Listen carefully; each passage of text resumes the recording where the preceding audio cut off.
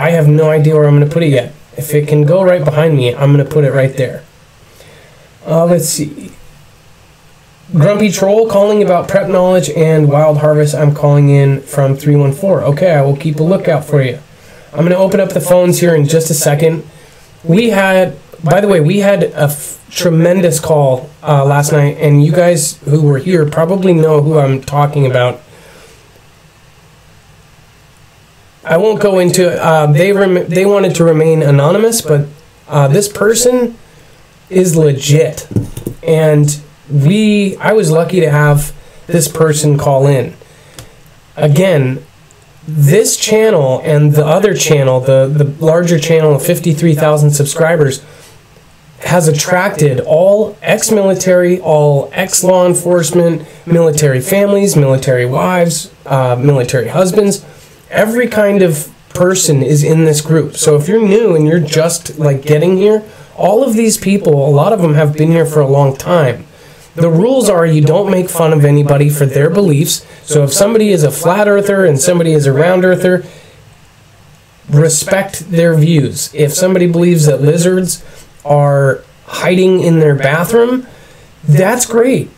Let them think that, because really this whole thing started was we need to like pump each other up, we need to communicate, and we need to have each other's backs. So if you're made fun of at work or at school or wherever the heck you are for your beliefs, you're not going to get that here. And I have to say, before I take any calls, a lot of the new people, like, please respect the callers. These are the same people you're going to be chatting with, and understand that when they're on the phone, you know, if they, people had a speech impediment, or people worked 16 hours and they sounded tired, so people said they were drunk sounding or whatever. Even if they were, respect other people. I mean, it's that simple. That's as easy as it gets. We are coming to a precipice of, if you don't believe me, that's completely fine. But I think the more you'll see and the more you hear from people, you're going to understand that we really are. This election, everything else, this isn't going to matter in a matter of, a lot of people are saying months. I say a year and a half. We are going to see a precipice. I'm not putting a date on anything, but what I am saying is we are going to see some sort of reset. And that's because it was inevitable. The way that our money is set up, the way that our government is set up, the way that we've been taking over all over the world, and the other superpowers are finally building up their own. You're seeing all of the militaries preparing. I mean, we're talking serious prep here. So if they're prepping, if these government and military officials are prepping all day, every day, why aren't we? And that's my entire point. They're doing so many drills and so many war games. Why aren't we doing anything? If you don't want to be called a sheep, then don't act like one. They say, here, move over here, and we all kind of scuttle and go in one direction. They say, hey, look over here. It's like a dog barking on the farm. Everything in the news, everything in mainstream is there for a purpose. That's there to make you distracted. Now, people have been talking about caravans, all this kind of stuff. The woman caller last night, she was completely right. That was a complete distraction. In fact, looking back in the research, that kind of thing happens every year, just not publicized and not to that extent. They were getting help, they were all this. This was all basically just pushed up to the very top to put that is in your mind. Who knows? Maybe it was done by the White House. Maybe they pulled some strings to get that as the top priority, because obviously people know his views on it. And maybe they say, well, we're scared of these people coming in and we're going to vote towards that direction. I don't know. And that's not exactly what I'm saying, but you guys get what I mean. Let's see. Deepwood says, lots of military convoys in my area lately, way more than usual. So much that there's been broken down strikers and APCs on the side of the highway due to just huge volume.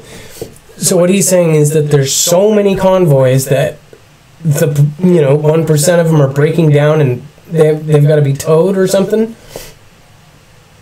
Julie Sherbondi, I agree with you so sadly. I appreciate that too. Thank you for reaching out to me, by the way, Julie. Travis Chestnut, Marfoogle Listento Grumpy Troll. Okay, I will listen to Grumpy Troll. Let's see. Marf, I have a solid message to speak of in which to tell your followers this important info. Grumpy, you will get on tonight, guaranteed. And I think you said you were a 314 number, so that's great.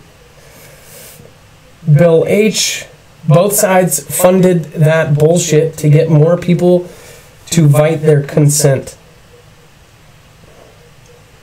Blooming Sounds, aren't they going to build tent cities to house and take care of these people?